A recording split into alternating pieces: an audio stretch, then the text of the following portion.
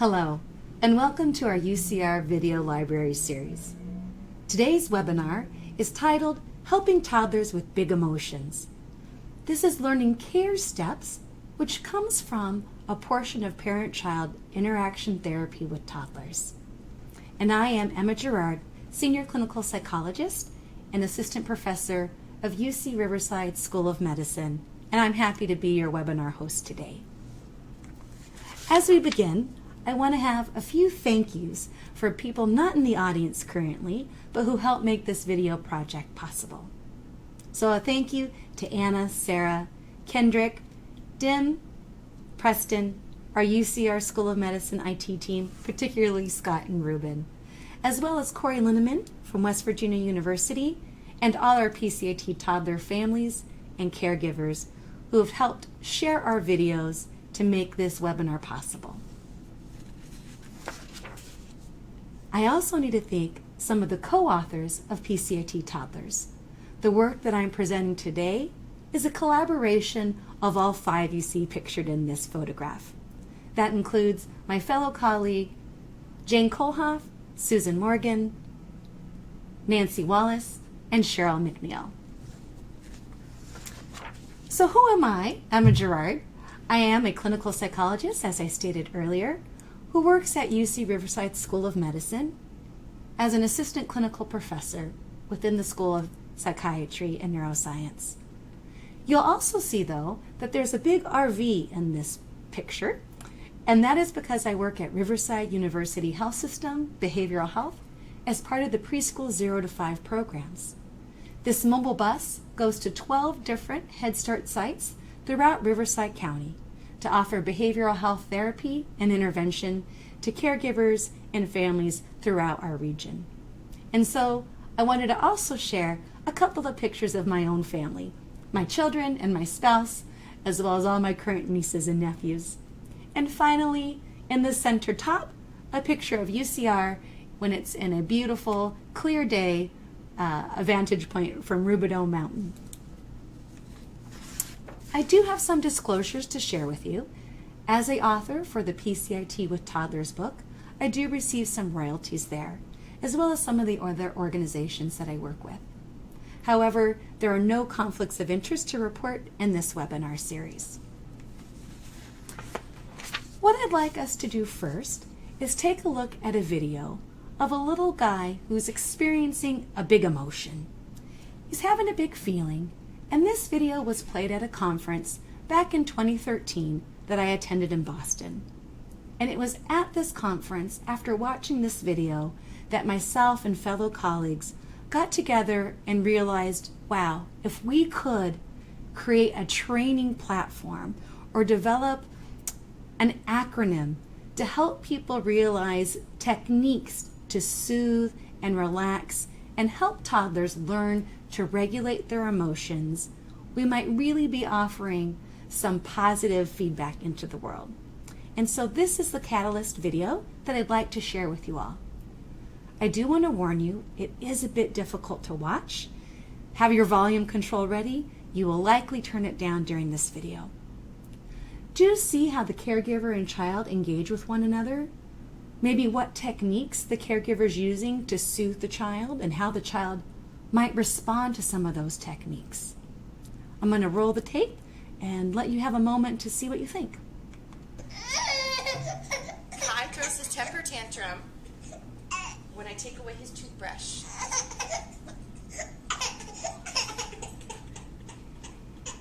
So dramatic.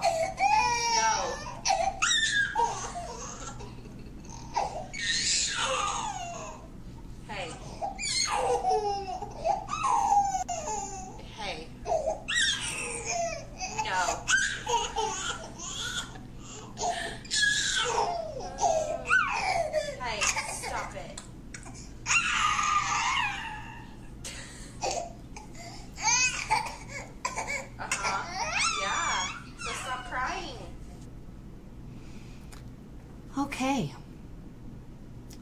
If for you this is also a hard video to watch, you're not alone. It's also a difficult one for me to see, and I've watched it several times before. What I think about when I see this video is the impact the caregiver reaction to the toddler is having. Maybe does the caregiver understand what her child's needs are? And for the toddler, do they think that this caregiver is someone that they can trust to meet those needs? In addition, can they learn to depend on this person? So these are all experiences that are happening with a very small interaction around a toothbrush. Interesting to think about, isn't it? So today, what we want to do is ask ourselves a couple of these questions. How many of you experience toddler meltdowns in your daily life through the work that you provide, maybe perhaps in your own home, or through helping family and friends? The second question is how many of you would like to perhaps learn some additional techniques to help toddlers handle their big emotions? Have you ever asked yourself what you might want to gain out of a webinar that would hopefully add to your experience and your repertoire to help with the children that you serve? So if you've raised your hand to any of these questions, hopefully then we'll be able to meet some of the following learning objectives. Our learning objectives for this webinar are: 1, to define the term emotion regulation. The second is to name the specific care skills used to assist toddlers with emotion regulation to address their big emotions. And the third is actually to list the care steps to assist adults with emotion regulation. This way we can handle toddlers' display of big emotions much easier. We ourselves as adults have to have emotion regulation in order to help little ones when they are experiencing those big feelings. So because of our learning objectives, the following agenda has been put into place. First, we want to find out what is parent-child interaction therapy with toddlers, which is where learning how to help toddlers handle big emotions is derived from. Then we're going to label and define what is emotion regulation. Followed by our third item on the agenda is learning the CARES model for emotion regulation, the techniques for these skills that address both toddler needs and adult needs. So Pcit Toddlers, what is it? Let's set the stage. So Pcit Toddlers is an adaptation of a therapy that's typically used with family members and their toddler child between 12 months of age to 24 months. But the age range can vary. We can serve kids as young as 9 months old, all the way up to perhaps 3 years, 36 months, if there's any concern or delay in development for a child who might be a little bit behind what we typically see. It is also a therapy that uses live coaching. So if someone comes to our mobile clinic or our office that you saw earlier, the parent would actually wear a hearing bug in the ear device, while myself or another coach is behind a one-way mirror, and we coach the family live while they engage with their toddler. That way we can help give them in-the-moment experience on what to perhaps do differently, how to guide some of the interaction that occurs, to gain relationship enhancement skills, and to help children learn how to soothe those big emotions through the help of their parent who is getting help from us, their clinician. So what is parent-child interaction therapy with toddlers? We also call it Pcit Toddlers. What that is an evidence-based therapy, meaning family members with their little one come to typically a clinic or perhaps one of those mobile RVs and receive live coaching from a therapist who usually coaches behind a one-way mirror. The caregiver has a bug in the ear, and so we coach them while they engage directly with their little ones to change the patterns of interaction. The goal is to help nurture the relationship, to develop sensitive practices to meet the needs of little ones and to also educate caregivers who have questions on how to best meet their child's needs. So that's a little bit about what Pcit Toddlers is. And in fact, you can get more information at our website here, which is pcit-toddlers.org. What I'd like to do is let you know that Pcit Toddlers is a two-phase model. In the first phase of the entire course of therapy, families learn many separate skills, and you'll see those listed here. They include do and don't skills that we call pride skills. It includes emotion labeling, other positive parenting skills, and then the third skill that you notice is the care steps. We teach underreaction as well as age-appropriate limit setting, and there are check-in questions that are made to help enhance a person's ability to be reflective and to think about how their emotions and state of being might be impacting that of a toddler in their life. The second phase of the therapy is around parent-directed interaction, which we call more teaching listening skills. And we teach listening skills to toddlers through a tell, show, try again, and guide technique. However, in this webinar, we're only focusing on that third area of the care steps to help with emotion regulation, to help those little ones soothe more quickly and end those big emotions a little bit more with ease. So one thing to make clear is that there is this assumption that caregivers, their role is to meet the needs both emotionally as well as physically for a toddler. And in doing so, this helps the toddler reach the capacities to optimize their social and emotional learning across their lifespan and development. With that in mind, there are very many common experiences toddlers face, and you're all familiar with these. They have tantrums. They can be aggressive, bite, hit, scratch, and pull hair. They're often very fussy. They have frustration. There's a separation anxiety stage, which is very normal for toddlers creeping up around 7 to 9 months of age. That doesn't really end until 18 months of age. At the same time, they're having rapid language acquisition. They have increased physical mobility from before maybe scooting, barely crawling, to by the end of their second birthday, freely running around a room in most cases. There's a sense of wanting independence, to do it on their own. Me do, mine, me do, and pushing away a caregiver who might be trying to assist them. These are all regular parts of limit testing and trying to master their environment, because toddlers have a limited capacity for emotional and behavioral control. In fact, 80% of toddlers display these behaviors on a regular basis. It's not until toddlers reach age 3 that some start to taper off and have more self-control or self-regulation. And for those that don't, we're hoping today's webinar will help. So, we have 3 core principles in the therapy that I think will help us understand why the care steps are so important.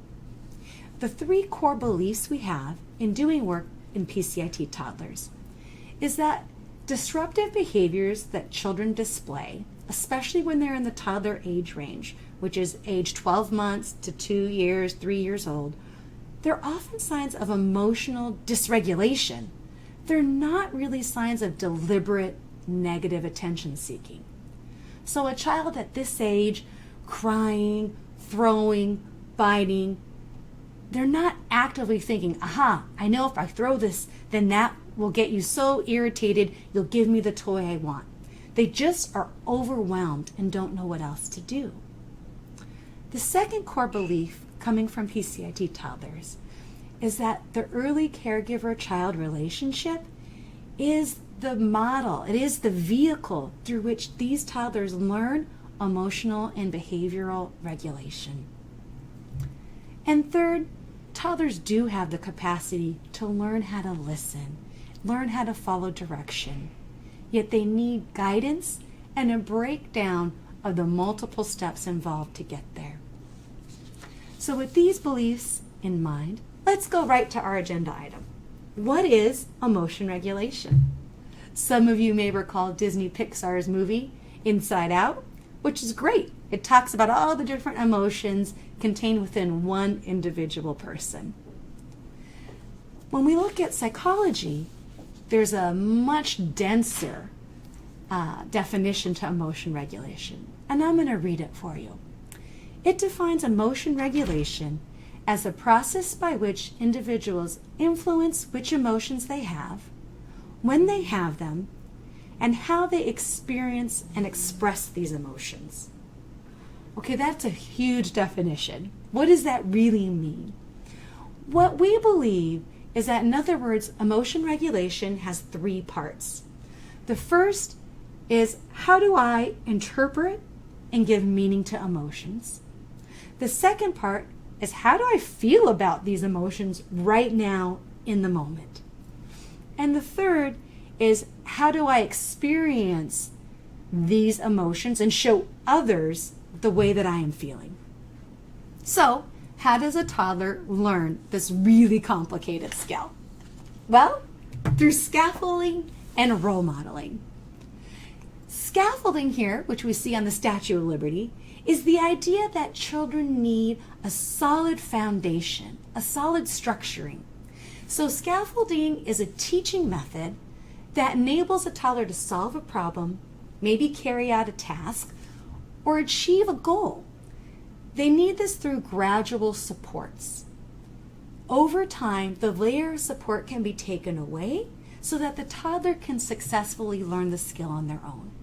So much as we see in the Statue of Liberty, she's not just built, she has all these layers around her so that she's built solid and strong, and then we remove the scaffolding that allows her to stand on her own. This is exactly what toddlers need from us as caregivers, scaffolding to guide their emotion regulation. But they also need great role modeling. So as a caregiver, the way you behave and act is watched by those toddlers quite intensely. And that helps them learn, how should I engage with other people, peers, school when they're school age? They learn through observation. So role modeling is crucial to the toddlers, especially when it comes to, how do you handle frustration? How do you take a deep breath when you're upset? They will mimic those behaviors, as many of you already know. This bodes the question, what can I do as a caregiver to help toddlers understand their emotions and their behaviors? Here's what I propose. My challenge to you is to replace your vocabulary. That sounds like an easy first step, but it's actually quite challenging. The word tantrum carries with it a connotation that the child's doing something negative. They're doing something on purpose to get your attention. As we learned previously, toddlers 12 months to 24 months, even as old as 3 years sometimes, don't realize how to control their emotions, and because of that, they're not having a tantrum, they're having what we call a big emotion or a big feeling. So by just replacing our vocabulary, it'll help us as a caregiver go, they're having a big feeling, they need my help right now. Versus, there they are with another tantrum. When it's another tantrum, we tend to want to turn away instead of offer our support. But by replacing our vocabulary and realizing children this young are having big emotions, it'll help us go, she's having a big emotion. They need scaffolding. They're going to need my help. So with that, we have, what is a big emotion? Let's get the definition in place. So a big emotion has multiple components to it. Some of it is a change in the child's facial expression or their verbalization. It's an overwhelming reaction that is very difficult to control. It can often include crying, whining, and yelling. It might include demand for immediate access of the parent, We saw this in the video earlier where the child's laying its head on its mom's lap. That's demanding immediate access. I need you. I need to physically reach out to you. But in other cases, it might actually be pushing away from the caregiver. We might see a child push away and tell a parent no, or tell a caregiver no when they're having a big emotion, because it can go either direction depending on the child's state of being. But it also may include some physical aggression, destruction of property. They fall to the floor. You'll see their back arch and they'll flail and cry while they're upset. And sometimes it even includes self-injury, where toddlers will bite their own arms, scratch at their own face when they are in a state of having a big emotion. So now that we've defined a big emotion, I'd like us to take a look at another video. And yes, this one will be a little hard to watch too, because there will be crying, tears, falling to the floor, because it's a big emotion. Let's see what happens when this caregiver removes a broom. So I'll set the scene because it's said quite quickly. The caregiver says, "My broom," and that white stick is the broom handle that you see being taken. Let's take a look. My broom.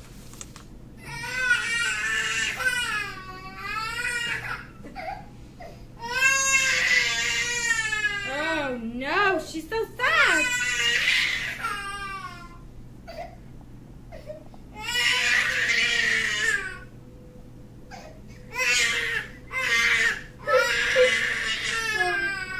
It's not funny. There's a temper tantrum by any chance? Yeah.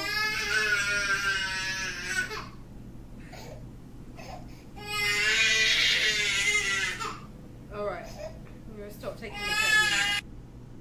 Oh goodness, right? In my mind, this caregiver has said, right, I'm turning off this video because she's going to come right in to help that little one manage her big emotions. So my question to you is, did we see a big emotion? Was there a change in the child's behavior? Was there crying, yelling that appeared to indicate feeling overwhelmed and out of control? Was the anger and frustration growing rapidly in intensity? How about flailing, falling to the floor? Did we see the her back arch? So what do you do as a caregiver in this situation? This is not a tantrum or negative attention seeking. She needs help to understand the situation. So how can we help her learn emotion regulation strategies? Well, here is what Pcit Toddlers brings to you, the CARES model.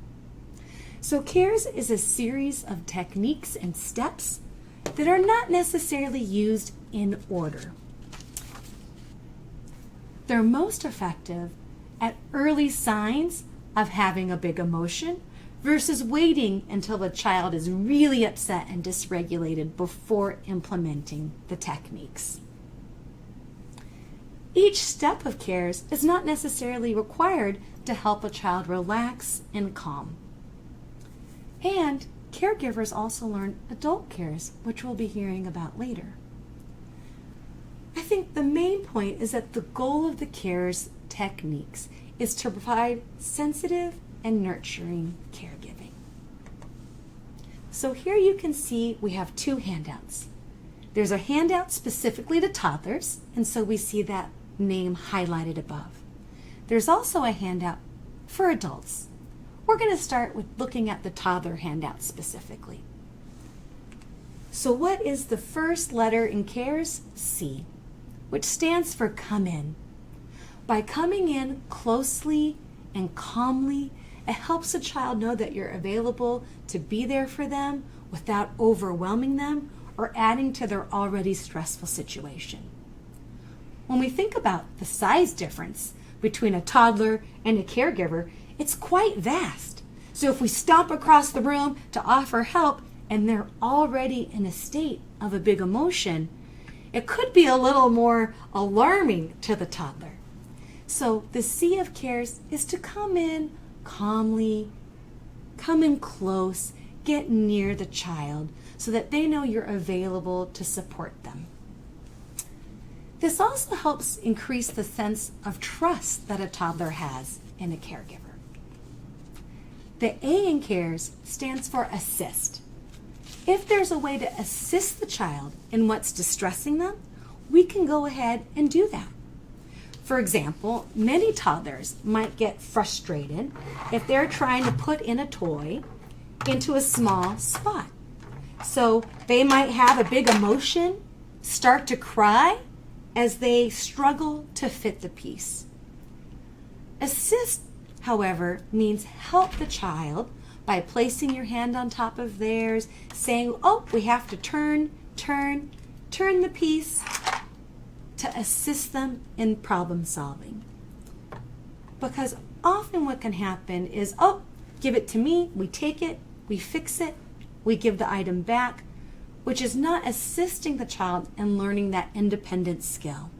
So assist means to help with the task if that's part of the situation, bringing them into that big emotion. The R of CARES. The R is to reassure, to say, it's okay, Miss Anna is here, or to say, I've got you, you're all right. The reassure is a verbal statement that the child's not alone, that you can help provide them through scaffolding with a statement that lets them know you understand. That's the R of CARES, reassure. The E of CARES stands for emotional validation. What this means is we're going to label the feeling as best we can even guess sometimes, that they might be experiencing. This helps a toddler start to know what word to put with the feeling they're experiencing. We actually don't have to do emotion validation just when kids are upset or maybe scared or frightened. We can do this at other points of the day. So emotion labeling can be things like, I know it's sad, or I know you're frustrated, the toy didn't fit. Or it can also be, oh, you're so proud of yourself, you're smiling and clapping because you could reach that all on your own. So emotional validation is an important skill to have throughout a child's developmental day whenever they're expressing emotion to help them gain vocabulary. But the E in CARES does stand for emotional validation. The S leads to Soothe. And soothe means using your voice and touch to help a toddler relax. So this provides a sense of safety and security for toddlers. It gives them a physical cue that everything's going to be okay. Your voice can be that nice lulling tone, shh, shh, shh, you're okay. Miss Anna's here.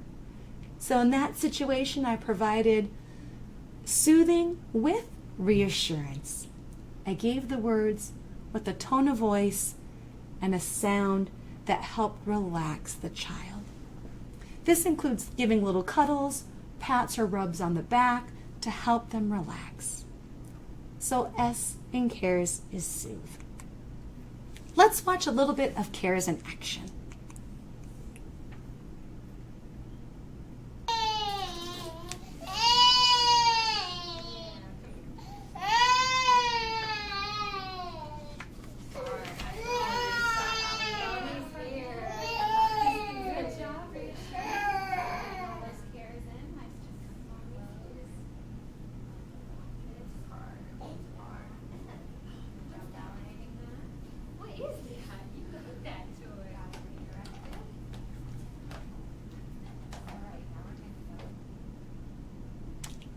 Isn't that great? He started to get upset. He started to have a big emotion. The caregiver was able to quickly provide some soothing, pats on the back, explained how he was feeling, and very quickly he relaxed, calmed, and was able to get back to playing.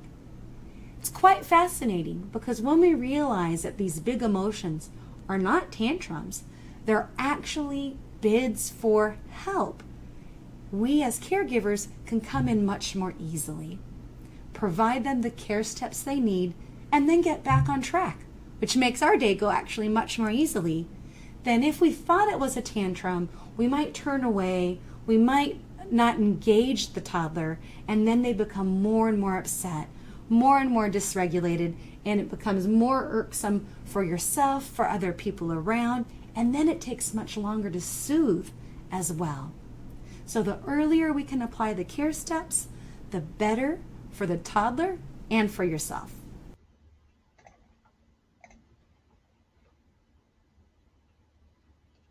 So let's take a look at a more difficult situation. In this scenario, the caregiver is trying to soothe a child who's become really dysregulated because another adult has left the room. This is a really common experience for transitions when another adult leaves or a parent might be dropping off a child. They often have big emotions to those events. So here, using the care skills alone was not enough to help the child get back on track. So another technique is to combine the care skill with redirection. So in this scenario, a new toy is brought into the room to help the child become regulated again as the caregiver continues to use care steps in connection with the redirection. As a warning, you may want to have that volume control ready again to decrease the sound as there is some crying in the beginning. And then you can increase the volume after he's regulated and back on track in order to hear the coaching that happens between the therapist and the caregiver. Let's take a look. Charge of the door, baby. You can have your moment. You can be upset. Yeah, you can be upset. And you can be mad. Yeah, that's okay. Thank you for keeping your hands to yourself. And I remember Emma said, if you're bored, maybe we can get another toy. Perfect. I'll bring it. So the caregiver is doing a beautiful job validating the child's emotions, letting him know that she understands the reason he's upset and that it's okay to feel upset. He's allowed to have that feeling without trying to change the emotion he's having. Some of the farmhouse ones. Okay. Okay. We're gonna have to wait to see. I'm gonna ask Emma. Miss Emma, Julia is bored. Can we have another toy, please? We're gonna have to wait. We're gonna have to wait. Okay, Ray, you keep your hands to yourself.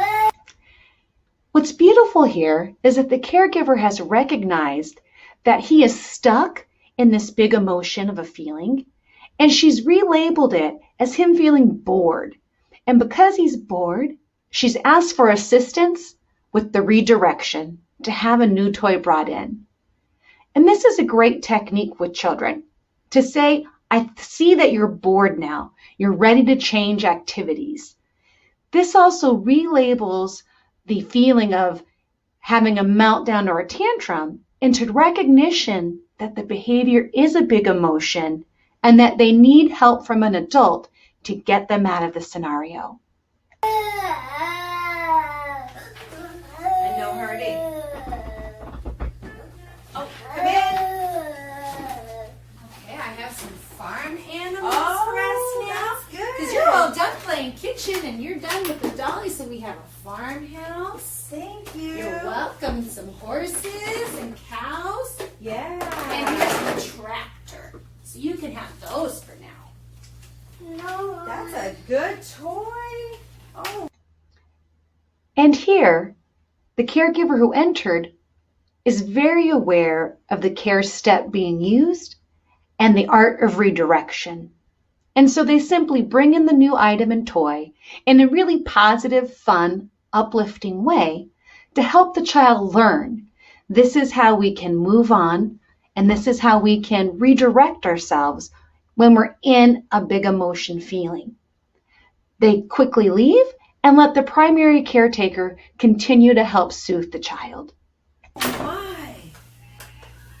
Oh, you opened up the doors and it made sounds. Meh. You pushed that button and it went meh. Oh, you put the cow in there. perfect knowing he needed some redirection with the new toy. There's that nice, beautiful pat on the back that just gives some validation to feelings, lets the child know that you're there to support them, and offers some soothing. To get him distracted. So Oh that was yeah, it's perfect. going in there. That's a horse. You can put the horse. Oh, this one's a smaller horse. And how quickly he needed it, because what happened is he got fixated and he couldn't get out of that sequence, and everything in the room was the same, so he got stuck. Like being in the new toy, he's You redirected. did. You put it in there so calm. Again, here's another little horse. Mama found another little horse. That's a big horse. That's a little horse. You Look, did he's smiling now and it. he's over it, because they have Nice big emotions smile. and they move on so quickly. But Oh, us as another the one. adults, our emotions can last a while. We could still be irritated with how hard it was, and he's moved on. He's forgotten. This caregiver does a fantastic job. As the child is now regulated, they move on to playing and interacting with them in a really positive manner. But notice the caregiver did shake their head. Yes, it was hard and can be hard to move on so quickly after being around a child who's been demonstrating their big emotion. Because we as adults have a much longer time span for memory, we can sometimes hold a bit of a grudge that this behavior's been going on, that it's been very difficult to manage, and that it sometimes is a struggle to use the CARES techniques to help young children regulate their emotions. But at this age, toddlers do depend on the scaffolding and the structure that we provide to help them reestablish a positive connection and move forward in their day-to-day activities. And so yes, it's very difficult how quickly they can move on, even though it took a lot of energy from us as the primary caregiver.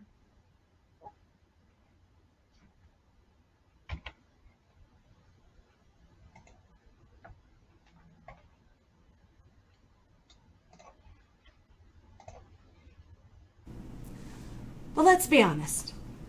Just like any plane ride you've been on, the safety talk always involves putting on your mask before helping others. And this is true for CARES. In order to have emotion regulation, we ourselves have to be in a good place, a good state of mind, before we can handle the big emotions of the toddler. So, with that in mind, let's look at the adult CARES. Here we have our handouts again, and this time, Care for Adults. The C here in CARES stands for check your cognitions, clue into yourself. What this means is before you have special time or before you engage with your toddler, what are the reasons you're spending time together? What's the purpose of being involved in the situation at the moment that's presented to you? What feelings are you bringing into the play or into the interaction? If you're really stressed out about another situation and that energy's come into you as you're dealing with a toddler who's in the middle of a big emotion, that could have a combination effect. Because body language speaks more than words. So we might be saying, it's okay, I'm here to help. But your body language is tight and rigid, so the child may feel like, it doesn't feel like you're ready to help. And so the C of adult CARES is to check and clue into your own emotions. Where are you at? So we can put on your mask before assisting the toddler with their own big emotions. Now the A is how do you assist yourself? Do you do some deep breathing? Do you maybe perhaps take a quick shower? Some progressive muscle relaxation? It's quite interesting with progressive muscle relaxation because if you tighten your muscles all the way, it has no choice but to relax when you let go. Thinking, okay, relax, doesn't have the same effect as a progressive muscle relaxation, where you on purpose tighten each muscle and then drop so that your muscles know, I've been at full capacity of retention, so now I must go the other direction and relax. Another way to assist ourselves may be to call a support system, send a quick text out, an SOS, perhaps if we need. That's the A of adult cares. How do we assist ourselves? Here's a video on showing a caregiver some deep breathing techniques.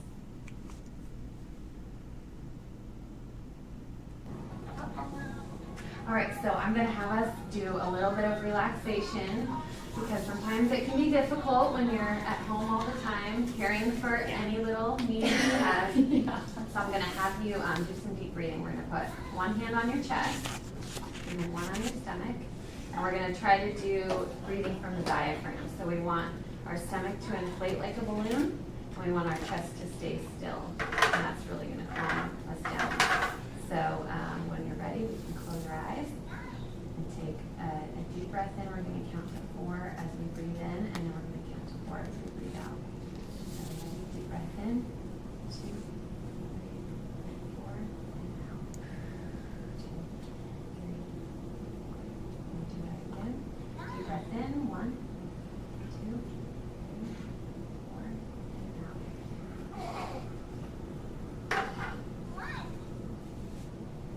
One more time. In.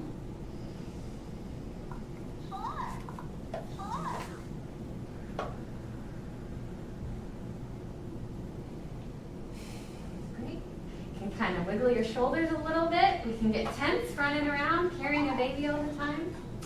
And now we'll be ready to live with him. Focus on JoJo. Hooray! Hi, little cutie. Right? Just that breath in, blowing up our balloon, letting it out. Feel free to rewind and do the deep breathing technique with Corey as she teaches it to this caregiver. Our next step in CARES was the R for reassure self. How do we as a caregiver reassure ourselves that we're on track, that we're okay? Do we give positive self-talk?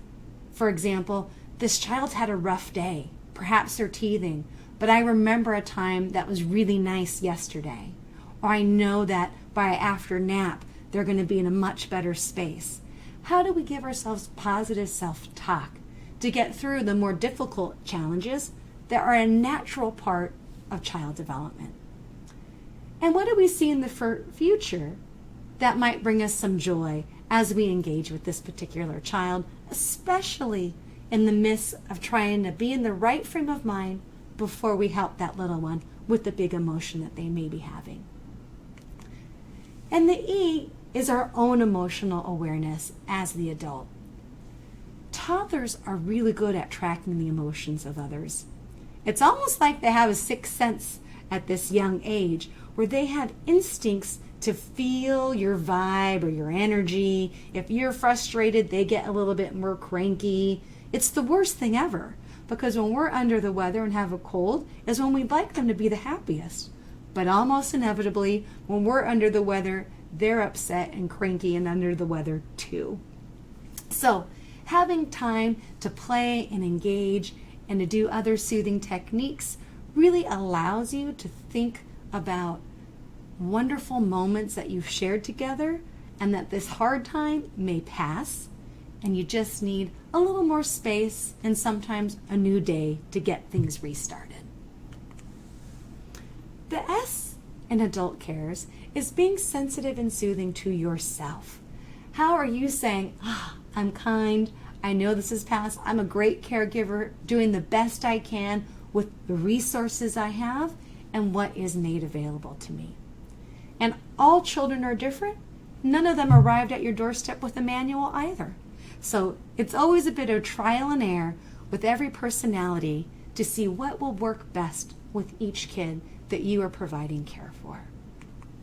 So I hope our learning objectives today were achieved: to define emotion regulation, to learn the steps of CARES for toddlers to help them end that big emotion a little more quickly, provide scaffolding to get them to learn how to have self-regulation, and for us as an adult what are the steps we need to take care of ourselves before we can help others. So I just want to end with a huge thank you, because we know child care providers, they change the life of each person in their care for the time that they have them. So thank you so much for your interest in reaching out. If you have follow-up questions or want to talk directly with services offered, my contact information is provided here for you, as well as my email address.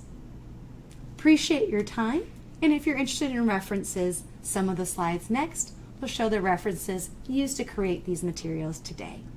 Thank you so much, and look forward to perhaps you enjoying another webinar series with us.